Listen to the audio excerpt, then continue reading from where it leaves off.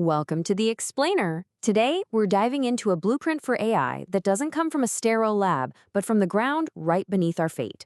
It's inspired by one of the most successful creatures on Earth, and it's called the ant stack. Just look at this number for a second. 20 quadrillion. That's the best estimate we have for the number of ants on this planet. I mean, their total weight is more than all wild birds and mammals put together. So you have to ask, how? What's their secret sauce? And that question leads us to the central mystery here. How does an entire colony, sometimes with millions of individuals, pull off incredibly complex tasks with no one in charge? No central leader, no manager, nothing. They build nests, they forage for food, they defend their territory. It's a puzzle that has fascinated biologists for centuries. And now it's capturing the attention of AI researchers. To crack this code, we first have to understand the ant's secret. It all comes down to their incredibly powerful, yet surprisingly simple form of collective intelligence. So here's our roadmap for this explainer. First, we'll unpack that secret of collective intelligence. Then we're going to follow along as researchers build a digital ant from the ground up, starting with its body, then its brain, and finally its mind. And in the end, we'll connect all of this back to the future of AI and see what it means for all of us. So how do you even begin to translate the ant's biological genius into a blueprint for artificial intelligence? Well, that's exactly the idea behind a new framework called the ant stack. At its core, the ant stack is a recipe for building a complete simulated ant. It's modular, meaning it covers everything from the ant's physical body all the way up to how it makes decisions. And the goal here isn't to create a perfect one-to-one copy.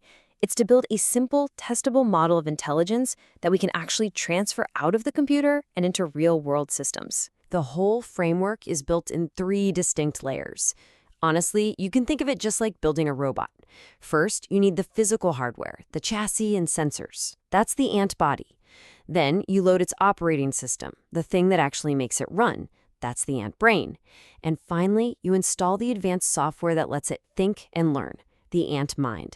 So let's start building from the ground up. All right, layer 1, the foundation, the AntBody. This is where the AI stops being just code and becomes embodied. It's a complete digital chassis built to understand physics and perceive the world through its own sensors. Now, the guiding principle here is something called functional fidelity, not photorealism. What does that mean? It means the goal isn't to make a digital model that looks exactly like an ant, but one that works like one. It has to face the exact same problems a real ant does, like sensing a chemical trail, feeling the texture of the ground, and even dealing with the tiny little delays in its own movements. And to make that happen, the AntBody is kitted out with everything a real ant would need. It has a segmented body with 6 legs that can handle rough terrain. It's got antennae packed with chemosensors to smell those crucial pheromone trails. And it even has simple eyes that can navigate using the polarized light from the sky, which is exactly how some desert ants find their way home across barren landscapes. Okay, so you've got a body, but it's just a shell without something to control it. That brings us to our next layer, the AntBrain. You can think of this as the ant's incredibly efficient, super low-power operating system. Get this. An ant's brain has about 250,000 neurons. Now, that might sound like a lot, but let's put it in perspective.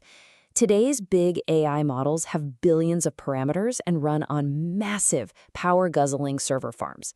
The ant is an absolute masterclass in doing more with less, and the AntBrain aims to capture that exact same efficiency. So how does this tiny, efficient brain actually process information? Well, it flows through a pretty neat 3-step pipeline. Information comes in from the antenna and hits the antenna lobes, which turn odors into a unique scent signature. That signature then gets passed to the mushroom bodies, which are like the ant's memory center, linking that scent to an experience like food here or danger, turn back. And finally, the central complex acts like a compass, taking all that info and telling the body which way to go. So we have a body, we have a brain. That brings us to our final and maybe most mind-bending layer, the AntMind. This is where the simple processing of a single ant scales up to create the collective genius of the entire colony. The AntMind works on two levels at the same time. On the individual level, each ant is its own little prediction machine, constantly trying to figure out what it's going to sense next. But the real magic happens at the collective level. The colony doesn't coordinate by talking or giving orders. They coordinate by literally changing the world around them. The engine that drives each individual ant is a concept called active inference. To put it simply, the ant is always trying to minimize surprise. If its brain predicts, I should be smelling a food trail right about now, it will physically move its body until its antennae actually smell that trail. It creates this constant, powerful feedback loop. You predict, you sense, and then you act to make the world match your prediction. And this is where it all clicks together. The secret to their collective intelligence is stigmergy. I know, it's a fancy word, but the idea is actually super simple. It's indirect communication through the environment. When one ant finds food, it leaves behind a pheromone trail. That trail, that little change to the environment, influences the next ant that comes along. That ant follows it, reinforcing the trail for the next one. The memory of where the food isn't inside any single ant's brain. It's written into the world itself. Okay, so we've built a digital ant, from its physical body to its collective mind. But so what? Why go to all this trouble? Let's talk about the incredible real-world applications this kind of thinking unlocks. This is way more than just a cool biology experiment. This framework is a potential blueprint for solving some very big, very human problems. We're talking about things like swarm robotics for disaster response, cybersecurity systems that are incredibly hard to fool, and even a new path toward building AI that is safer and more aligned with what we want it to do. Seriously, just picture it.